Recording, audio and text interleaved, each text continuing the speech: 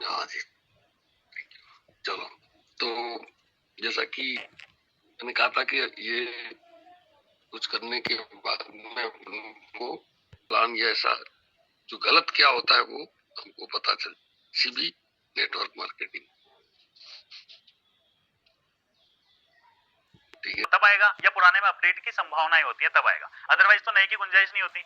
अब crypto currency आने से पहले हमें ये समझना पड़ेगा कि क्रिप्टो से पहले हम आज करेंसी में क्या यूज करते हैं, जिसे बोलते हैं फिएट करेंसी।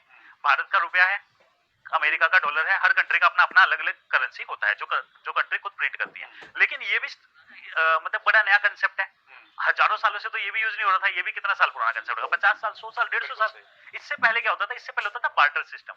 तो सबसे पहले हमारा होता था, जो सबसे ज्यादा यूज किया जाता था पूरा ग्लोबली, और हरियाणा में तो अभी थोड़े दिनों पहले तक भी मैंने अपने बचपन में भी देखा है सर कि बार्टर सिस्टम बहुत यूज होता था, जहां पे क्या होता था, चीजों के बदले चीजें ली जाती थी। अगर आपको चावल चाहिए, मेरे पास गेहूं है, मैं आपको गेहूं दूंगा, गेहूं के बदले आप मेरे को चावल दे दोगे, और ऐसे करके सारी चीजें चलती थी। अब भी सब्जियां ऐसे ही बिकती हैं सर गाँव में। हाँ, इसी तरीके से पूरा का पूरा भैया गेहूं देते हैं और हाँ। उसके बदले गोभी ले लेते हैं, आलू ले लेते हैं, तो जैसे हम बचपन में गांव जाते थे तो क्या करते थे, खेतों से कपास तोड़ी और जाके मिठाई मुठाई कुछ भी ले लिया, और पता नहीं होता था किसके खेतों से तोड़ ली। तो ये सिस्टम चलता था सर। तो बार्टर सिस्टम का ना एक बहुत बड़ा एडवांटेज था, क्योंकि कोई करेंसी तो होती नहीं थी, तो हर कोई अपनी करेंसी खुद बनाता था। अगर मुझे लगेगा कि भाई गेहूं की डिमांड बढ़ेगी और तो मैं गेहूं उगाऊंगा, कि भाई डिमांड बढ़ेगी, सप्लाई लिमिटेड रहेगी, या मेरे पास सप्लाई रहेगी और डिमांड बढ़ेगी, तो मेरे को इसका ज्यादा पैसा मिलेगा। किसी को लगता था फर्नीचर बना के, किसी को लगता था बर्तन बना के, किसी को लगता था कपड़े बना के। तो हर इंसान अपनी करेंसी खुद बनाता था और उसको मार्केट में ले जाके उसके बदले में दूसरी चीज एक्सचेंज कर लेता था। अगर आपने गेहूं बनाया, लेकिन अगर आपको चावल चाहिए तो आप गेहूं के बदले में चावल ले लोगे। तो ये इसका एडवांटेज था कि मैं अपनी करेंसी खुद बना रहा हूँ। बट इसका एक डिसएडवांटेज क्या था कि मुझे चीजों को कैरी करना पड़ता था। अगर मान लो आपको 1 लाख रुपए की कोई चीज लेने जानी है, तो आप पता नहीं 100 बोरियां इकट्ठे लेके घूम रहे हो। तो वो इसकी वजह से एक तो प्लस पॉइंट रहा और एक नेगेटिव पॉइंट। प्लस पॉइंट क्या रहा, हमारे जितने भी गांव थे सक्षम हो गया अपने अंदर ही, आत्मनिर्भर हो गए। जो हम चलाते ना, आत्मनिर्भर बनो, हमारे गांव पहले से थे, क्योंकि उनको पता था कि कोई भी सामान ले जाने के लिए भाई सामान ढोना पड़ेगा। अगर कुछ भी गांव, अगर शहर में जाके एक बेड बनवाना है, तो उसके लिए आपको 10 बोरियां पहले रथ में डाल के या बैल के पास पीछे डाल के ले जानी पड़ेगी। तो इतनी मेहनत करनी पड़ेगी। इसलिए क्या होता था, गांव में हर टाइप के काम वाले लोग गांव के अंदर ही आ जाते थे।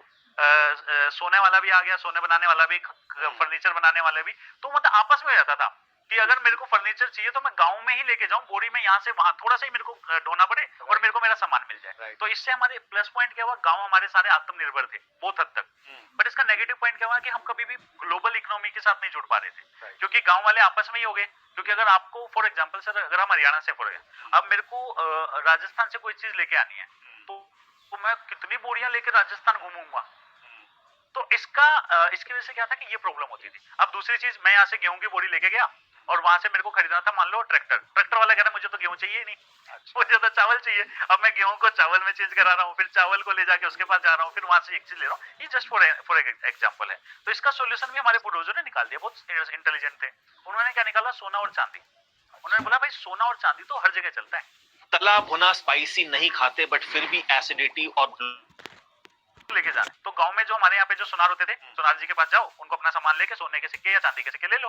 अब आप राजस्थान जाओगे तो आपको बोरियां ढोके नहीं जाना। बट इसका डिसएडवांटेज इसमें भी रहता था एक चीज, आप सोने का सिक्का लेके गए, 25 रुपए का सामान खरीदना आपने, तो सोने का सिक्का काट के तो नहीं दोगे, चांदी का भी काट के तो नहीं दोगे। तो सोने और चांदी के सिक्के में भी 25 पैसे, 10 पैसे, 1 पैसे इनकी ट्रांजेक्शन नहीं हो पाती थी। तो इसके साथ ये भी एक प्रॉब्लम रहती थी हर समय। फिर सबसे पहले बार्टर सिस्टम, उसमें एक एडवांटेज कि सामान लेके ना ढोना पड़े, हमने सोना और चांदी यूज करना शुरू किया। सोना और चांदी में भी ये प्रॉब्लम कि 25 पैसा 10 पैसे के लिए सोने के सिक्के को आप काट काट के यूज नहीं कर सकते। फिर आई गवर्नमेंट हमारी, गवर्नमेंट ने बोला कि यार एक काम करो, हमारे इस पैसे पे विश्वास करो, ये लो, ये 1 रुपया है, ये 10 रुपया है, ये 100 रुपया है। तो लोगों ने शुरुआत में क्या इसको मान लिया होगा, लोगों ने नहीं माना। लोगों ने बोला कि भाई मेरे पास गेहूं की बोरी है, इसकी तो मुझे पता है, दिख रही है मेरे को। जो आज हम क्रिप्टो के लिए भी बोलते हैं, ये क्या है, कागज ही तो है। क्रिप्टो के लिए क्या बोलते हैं, वर्चुअली तो है। सेम पहले से था, कागज ही तो है, इस कागज को हम कैसे मान ले कि इसकी कोई वैल्यू है। तब गवर्नमेंट ने क्या बोला, गवर्नमेंट ने बोला कि ऐसा नहीं है, ये हम कागज आपको दे रहे हैं, इस जितने हम आपको नोट प्रिंट कर रहे हैं उसकी एवज में हमने अपने रिजर्व में सोना रखा हुआ है। अच्छा,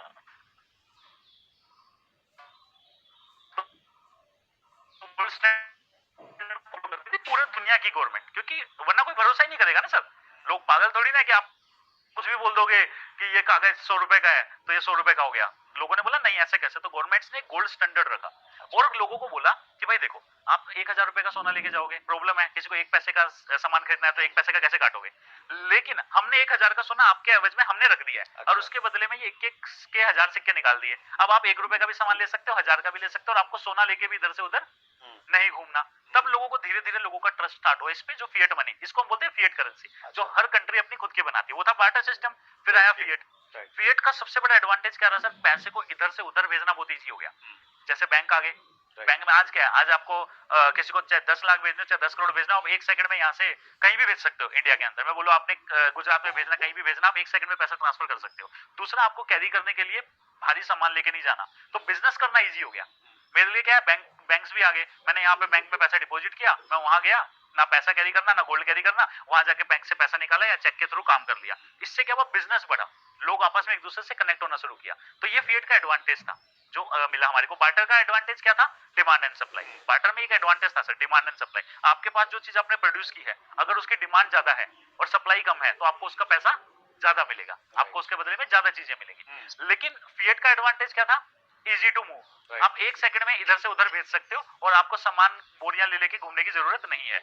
लेकिन फिएट के साथ एक डिसएडवांटेज आ गया सर, कि पहले तो गोल्ड स्टैंडर्ड माना, सब गवर्नमेंट ने विश्वास लोगों का जीता, और बाद में क्या किया, गोल्ड स्टैंडर्ड को ही हटा दिया। अच्छा। आप देखोगे 1970s के आज तक, मिड 1970s के अंदर आते आते पूरे दुनिया से गोल्ड स्टैंडर्ड हटा दिया गया। होता क्या सर, पहले विश्वास जीतो। आपने लोगों का विश्वास कैसे जीता? हमने देखो गोल्ड रखा है तभी नोट प्रिंट हो रहे हैं। मींस अभी वो स्टैंडर्ड नहीं है, मतलब जितनी करेंसी मार्केट में है उतने मूल्य का गोल्ड गवर्नमेंट के पास में। सर आप आरबीआई का वो देखो, वो क्या बोलते हैं, सर 4% गोल्ड है आज हमारे पैसे का। अच्छा। हमने गोल्ड स्टैंडर्ड हटा दिया। आज हमारा मुश्किल से 5% भी नहीं है सर जो कि बैक्ड बाय गोल्ड है। तो हमारे सुमित भाई, ये इंडिया में ही है या बाकी पूरे वर्ल्ड में सर? इस समय पूरे वर्ल्ड में, मतलब यूएस की भी बातचीत करें, वहां भी पूरी दुनिया में ये चीज हट गई सर। क्योंकि देखो हुआ क्या, आपको एक चीज याद होगा कि जब हमारे यहाँ पे एक बार ऐसी कंडीशन आ गई थी कि हमने अपने रिजर्व, जो गोल्ड का रिजर्व था, वो बेच दिया था। मुझे याद है, वो न्यूज बनी थी, हम छोटे-छोटे थे, पता नहीं कौन प्राइम मिनिस्टर थे उस समय। हाँ जी सर।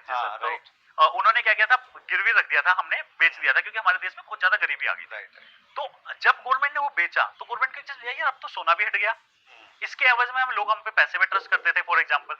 इसका मतलब पहली जनरेशन ने तो प्रूफ मांगा, लेकिन जो दूसरी जनरेशन पैदा हुई, जो बचपन से नोट को देखते हुए पैदा हो रही है, उसको प्रूफ नहीं चाहिए, क्योंकि वो बड़ी ही इस चीज को देखते हुए कि इसकी तो वैल्यू होती है। उनको मालूम ही नहीं, मतलब जैसे आप बता रहे हैं ना ये बात, मुझे ऐसा लगता है कि बहुत सारे लोगों को ये मालूम ही नहीं होगा कि पहले ऐसा कुछ सिस्टम हाँ जी, क्योंकि आप खुद ही सोचो ना सर, आप 1 महीने काम कर रहे हो कागज के टुकड़ों के लिए, भाई इसकी क्या वैल्यू है, किससे बैक्ड है? किसी से भी नहीं।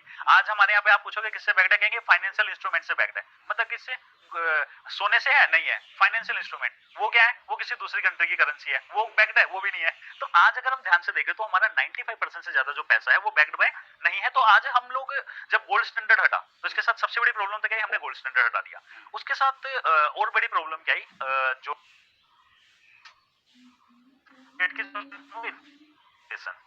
जब देखोगे कि अगर हम इंडियन गवर्नमेंट से पूछें कि आप कितना पैसा प्रिंट करोगे, कोई लिमिट तो बताओ सर, एज एन हमारा राइट है, हमें बताओ तो कितना प्रिंट करोगे। गवर्नमेंट बोलोगे नहीं बता रहे, जितनी मर्जी होगी उतना प्रिंट करेंगे। इससे क्या होता है, हमारे यहाँ पे आज कैसे डिसाइड होता है, इकोनॉमी में पैसा कम भी ना पड़ जाए और इतना ज्यादा भी ना हो जाए कि हाइपर इन्फ्लेशन आ जाए।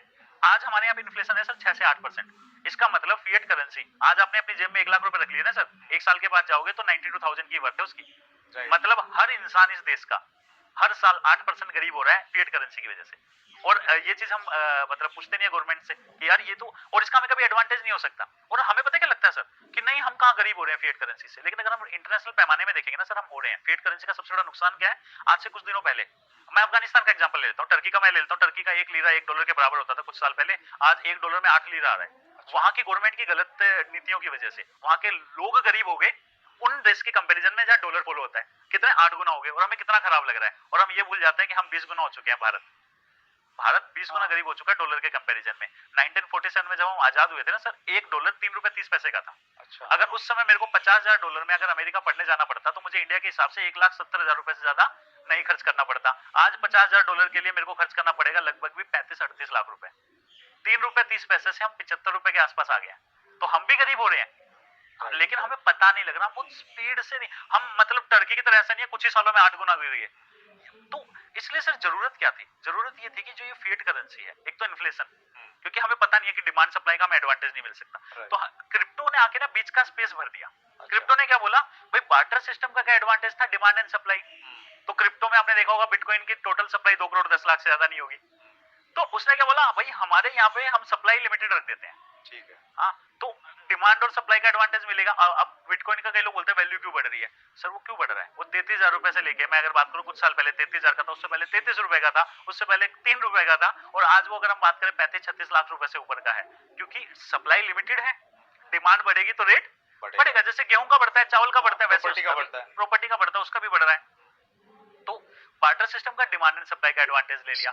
फिएट करेंसी का एक ही एडवांटेज था, इधर से उधर भेजना इजी है, बट इसके चक्कर में हम ऐसा कागज ले रहे थे जिसके हमें टोटल सप्लाई नहीं पता, जिससे हम मैनिपुलेट किया जा सकता है, जो गवर्नमेंट डिसाइड करती है। जैसे अफगानिस्तान में क्या हुआ सर, मैं अभी एक सिंपल एक एग्जांपल लेता हूं सर। अगर अफगानिस्तान में, अभी क्रिप्टो पे भी नहीं जा रहा, फॉर एग्जांपल अफगानिस्तान में यूएस डॉलर ही चलता करेंसी, तो वहां के लोगों जब उस आज अफगानिस्तान की करेंसी लेके आज अमेरिका जाते या इंडिया जाते तो वो गरीब नहीं होते, क्योंकि उस डॉलर की वैल्यू तो उतनी ही रहती अमेरिका में भी, लेकिन अफगानिस्तान की वैल्यू, करेंसी की वैल्यू कंप्लीटली जीरो होगी लगभग। तो वहां के लोग जो पहले 1 करोड़ रुपए था किसी के पास, आज इंटरनेशनल लेवल पे वो जीरो हो गया है। तो ये फिएट करेंसी के साथ इशू है। हमारा इंडिया एक बहुत अच्छी कंट्री है, लेकिन हमें इसलिए कई साल लग गए, बट हम भी 18 से 20 गुना गरीब हो चुके हैं कंपेयर टू डॉलर। हमारा डॉलर भी 3 रुपए 30 पैसे से हम 75 रुपए पे आ गए। तो सर अब फिएट का लेकिन एक ही एडवांटेज था, हमने ये सब कुछ सहा, हर साल 8% होना भी गरीब हमने स्वीकार कर लिया, सिर्फ किस लिए, क्योंकि हम easy to, This is how simple it is to create your first AI-powered algo trading robot. First, you need to select the instrument. क्योंकि हम इजी टू ट्रांसफर है। राइट। सर क्रिप्टो ने वो वाली सॉल्यूशन भी दे दिया। पैसा तो फिर भी हम भारत से भारत में ही ट्रांसफर कर सकते हैं फ्रीली। क्रिप्टो तो आप यहाँ बैठे बैठे 1 सेकंड के अंदर अमेरिका भेज दो। बिटकॉइन को आप यहाँ पे पूरे वर्ल्ड के अंदर कहीं पे भी 1 सेकंड में ट्रांसफर कर सकते हो। दोनों एडवांटेज हो गए, बार्टर का डिमांड एंड सप्लाई का, भाई डिमांड पहले से पता है, सप्लाई इतनी ही है, तो सप्लाई लिमिटेड है, डिमांड बढ़ेगी रेट बढ़ेगा, तो मुझे वो एडवांटेज मिल रहा है। दूसरा, फिएट का एडवांटेज सिर्फ एक ही था, एक जगह से दूसरी जगह भेज सकते हैं, वो भी एडवांटेज है। ये तो यहाँ तो पूरी दुनिया में आप कहीं पे भी भेज सकते हैं एक जगह से दूसरी जगह। तो क्रिप्टो करेंसी को अगर नॉर्मल समझना है हमें, तो बार्टर सिस्टम का डिमांड एंड सप्लाई का, फिएट करेंसी का इजी टू मूव का, दोनों का एडवांटेज मिलकर क्रिप्टो करेंसी बनता है। और दूसरा, अगर आज हम बात करते हैं गवर्नमेंट के, हम पैसे पे भरोसा करते हैं, वो भी तो हवाई है सर, बैक्ड बाय तो है नहीं किसी चीज से। तो गवर्नमेंट की हवा से अच्छा भरोसा है कंप्यूटर की हवा पे कर लो, क्योंकि हमें पता है मैनिपुलेट तो नहीं होगा। हमें ये तो पता है कि ये सप्लाई जो है ये 2 करोड़ 10 लाख है, इससे ज्यादा तो नहीं बढ़ेगी। गवर्नमेंट तो हमें बता ही नहीं थी। लेकिन सुमित भाई, अगर बिल्कुल सही है, जो ये क्रिप्टो करेंसी का जो मॉडल है ये बहुत सही है। हाँ जी, और ये शायद ब्लॉकचेन पे काम करता है, तो इस वजह से शायद इस पे विश्वास भी ज्यादा किया जा सकता है। किया जा सकता है। लेकिन क्रिप्टो के नाम से बहुत सारे फ्रॉड सुनने को आते हैं, कि आप इसको डिटेल में जानते हैं। तो अगर हम लोग अब यूं देखें, और ये होता भी है प्रकृति में भी, हम जब फसल बोते हैं ना तो उसके साथ में घास फूस पैदा होता है, डायरेक्ट सेलिंग में हमने देखा है। चलो, तो ये एक पोर्शन इसका अपन ने देखा कि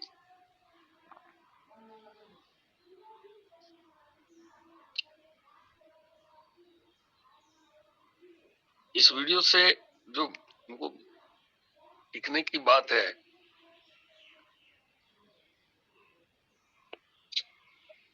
वो ये है भाई,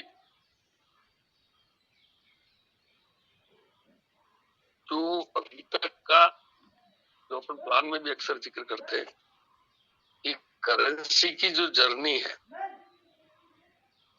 पहले क्या थी, क्या से क्या हुआ, क्या से क्या हुआ, तो वो जर्नी थोड़ी स्पष्ट होती है कि, है ना, कि पहले कोई बार्टर सिस्टम था, तो कोई कपड़े वाला गेहूं वाले को दे देता, गेहूं वाला कपड़े वाले को दे देता, और ये तो उस वक्त जिस चीज से हम लेन देन कर सकते हैं वो करेंसी हो जाती है।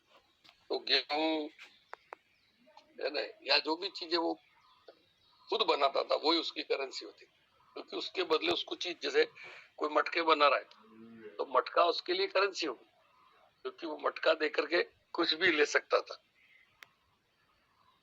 तो यूं समझ लो कि घर घर में करेंसी छपती थी, ये हुआ ना भाई, क्योंकि वो Yes.